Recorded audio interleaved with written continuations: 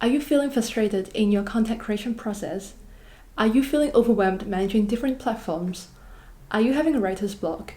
And are you actually on the content creation rat race? Hey guys, welcome back to my channel. My name is Venus, and today we're going to walk through the system I use to create content on my YouTube, my Instagram, and my website. I post videos and blog posts every single week, and I update my Instagram 4 days per week. How do I do that all by myself? Not just the time and energy, but how do I seem to have this limitless flow of ideas? All you need is a solid system in place. This point is important for you all content creators out there. As creators, musicians, artists, writers, whoever you are, we might often have the identity and ego that we do everything spontaneously. When I first started writing music, I always thought that I would be drinking all night until 3 AM in the balcony when the muse finally visited me so I could write some damn good lyrics. That was so wrong. So, system. What about that? I'm going to show you everything behind the scene, how I capture my ideas, how I filter them, draft the content, and distribute them to different platforms. And this is the secret. It's not sexy. Forget about the perfect scene of sipping margaritas on the beach while you type away your weekly newsletter. Most of the time, aren't you just churning out 1,000 words in the last minute? Let's walk through the system that I use. First of all, I use Notion to do everything. Capturing ideas, drafting, scheduling. Notion is my backbone. I use it to manage my whole life, basically. You can use Airtable, spreadsheet, or other note-taking system that you like, I guess, but I never tried. Notion works for me and I love all of its functions. So, let's get started. First of all, we need to ask ourselves why we are creating content. Trust me, it seems obvious, but oftentimes we just do it for the sake of doing it. Everything should have a goal tied to a personal brand or even better, personal monopoly. Because you want to be the only person who does what you do. Personal monopoly is a concept described by David Perel. It's a unique intersection of your skills, interests, and personality traits where you can be known as the best thinker on a certain topic. It's also known as skill stacking. It's hard to be the top 1% on, for example, public speaking, but it's much more unique and doable if you're an engineer who is good at graphic design and public speaking. For example, I'm working towards becoming the music therapist who plays handpan professionally, who can speak 5 languages, and who is known for writing about personal development and mental health. This is my unique blend. First step, capturing ideas. This is where we break down the myth of waiting for muse to come. First of all, we should all understand that there is hardly any original ideas nowadays that haven't been thought about by people who were born way before us. When we say someone is creative, it generally means that they have interesting or unique way of presenting an idea or story. And there are 2 ways of generating ideas. The first one is thoughts or comments on certain topics when you read, listen, or discuss with others. And the second way is creating or repackaging on topics that you are interested in, and you add your own narration. If we pay more attention to our environment, what we are consuming and thinking, we will notice much more topics that we can create content about. When something pops up in your mind, you should immediately jot it down. Don't trust your brain to remember it. The main point here is that you want to remove every single friction in the way of capturing those ideas. For me, the fastest way is to write it down on Google Keep that I will reveal later and decide how I can create a piece of content around it. For some people, the fastest way might be to record the idea down while they say it out loud. I sometimes use this app called Draft to capture ideas if I'm busy driving or cooking. Whatever works for you. Some people might even put boards in the shower to capture ideas they have. We all know that bathrooms is the place where all great ideas are born. I also think that it's easier said than done. The whole capturing ideas topic is worth another video of its own. But what I found out in recent months is that it takes deliberate practice to capture ideas. Hence, I have been paying more attention to my consumption. Everyone knows that I don't watch TV. I have been saving interesting articles on Instapaper so I can reveal later. While I read, I always take notes. Notion is the tool I use to write notes, and its linking function allows me to link ideas. Obviously, it's not as good as room research, or so I heard, but it's good enough for me. There are also a couple of good articles on this website called NASLab that you can refer to. They have quite interesting insights on how our brain works. So this is where the magic happens. I call it the content goldmine. It's like the main page for every idea and content. Now, if you're on multiple platforms, it's very handful and helpful for you to generate and repurpose content. So this template I'm using is from August Bradley. I'll put his link in the description box below so you can check out all his amazing templates. He's a genius. So before I had this page, I was quite unorganized. I had one page for Instagram, one page for YouTube, and one page for my blog post. Everything was quite scattered, and it's not ideal. I was in the burnout stage because I tried to come up with different contents or different platforms. I lost track of everything, and I was exhausted from content creation.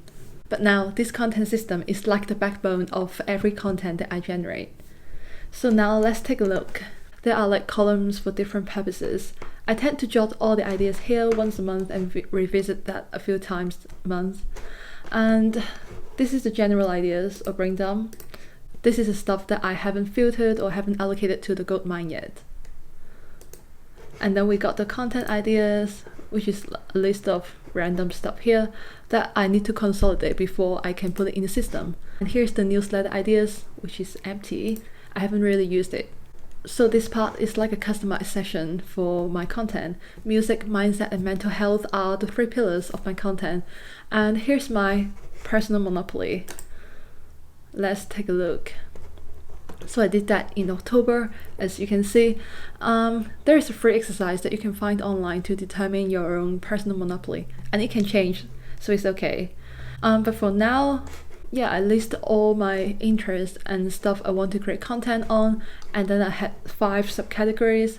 And then eventually I came up with this graph. I made it on Canva. So I have decided that I want to be known for an accountant turned music therapist. I want to be discerning, and I want to talk about personal agency and quality of life, which is essentially personal development and mental health. So back to the goldmine. So this is how I remember my niche and my goal. And I make sure I show all the qualities in my content. Now the next few rows are just the filtered result of my production pipeline here. And this pipeline is the master database of all my ideas. As you can see, this is like really a goldmine here for me to create content.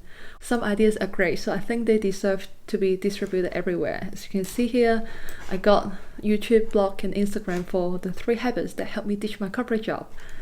So this column is the idea name, and then I have a status. So this is from the original template, but they're all in order. So you can see this is published, and this is from my blog. And then I also have this customized column here to remind myself which personal monopoly I'm referring to. And then next action date, and then I got some braindump here again, and then publish date, write date or edit date. And then the posted, which is the final product, is here.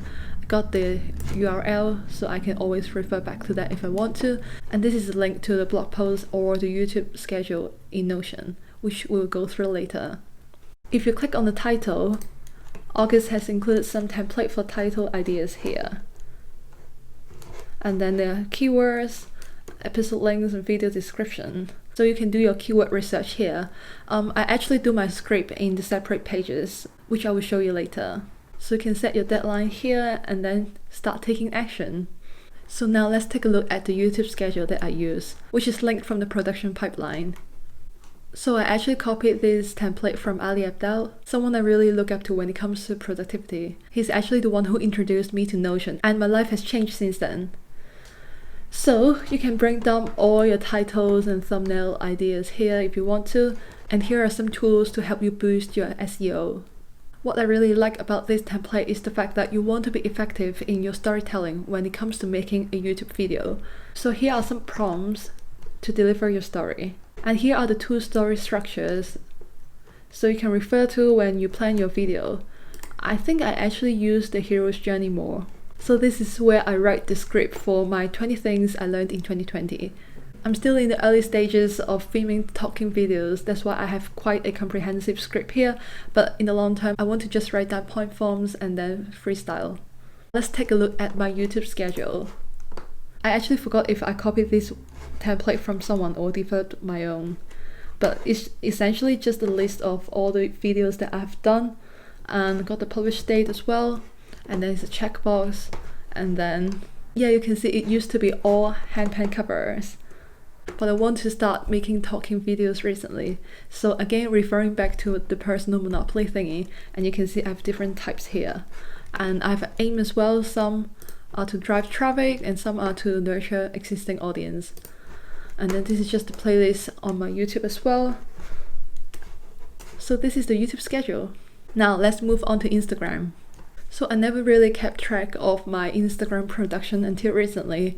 I wanted to be more mindful about what I post across all my platforms, and I wanted to promote my latest handpan video or blog post on Instagram as well. So I started building a database for Instagram. And this current version is adopted from Vanessa's Instagram strategy workflow. So this is not only in her BGA program, but also in her latest video as well. She used Airtable for this, but I can do the same thing on Notion. So when I do my weekly planning, I will decide how my upcoming feed will look like. This is the style. Is that like a carousel? Is that just a single photo or a single video? Is that going to be columns? Or is it going to be like a wheel diagram? So this is what I will decide when I batch my content. And then I need to think about the content details. So it will be the content pillar. And this authority is something that Vanessa mentioned in BGA. You always feel the knowledge gap of your audience in your niche. So some are to inspire your audience, some are to help them overcome their limiting beliefs, and some are social proof. And some are the mistakes that they're making, and some maybe just the tips that you have on your niche. And I also include the graphics here, which I made from Canva, like this. And also there are caption and hashtags, again from Vanessa's workflow. I have tried other organization, but it hasn't worked out as effective as this one. Now, this workflow is not entirely from the production pipeline that I showed you guys earlier, because I need to take care of the aesthetic side of Instagram feed as well. But I do try to follow the timeline of my other content production and repurpose some long form videos or posts. Now, let's move on to the blog post. So similar to the YouTube schedule, this is a list of all my blog posts. You can see the status are all completed, and then the category is just either music, lifestyle, or personal development. And this subcategory I didn't use anymore. So you can see I have been uploading weekly, fairly consistently since I started this blog earlier this year. And the thing about Notion is that you can see where it is related to, and this column is the production pipeline. As you can see that all my blog posts have been quite random and standalone until I started using the pipeline. So I always linked my ideas to blog posts. You can see the link here. And now I don't need to think too much about what topic to write because I have decided in the monthly planning. I can just put my energy and focus on writing the content. So my goal for next month is to batch writing the 4 blog posts in the beginning of the month. I want to maximize my creativity and flow state, so later on in the month I can just focus on, for example, making videos, or later on when I start school again, I can focus on my studies. In the past week, I already tried batching 2 blog posts in one go. I think it's been working quite well. You can see here I'm all done for 2020. So I think this is quite manageable. So this is my creative workflow. As you can see, nothing is original because I just adopt methods, strategies, and templates everywhere. But the point here is to find what works for me. I'm just opening up ideas for you to find your effective workflow. To recap, this is why having a content creation system, or goldmine as I call it, is so important. First of all, everything should point to a goal or highlight what you are known for. Secondly, be more organized so you can divert your energy on the creation itself. And the last reason is to avoid burnout, writer's block, or mess. And it starts from capturing all your ideas. I understand it takes practice, but we can all be more efficient and productive in whatever we do if we are being more mindful and organized. I hope you find this helpful. Thanks for watching, and I will see you in the next video.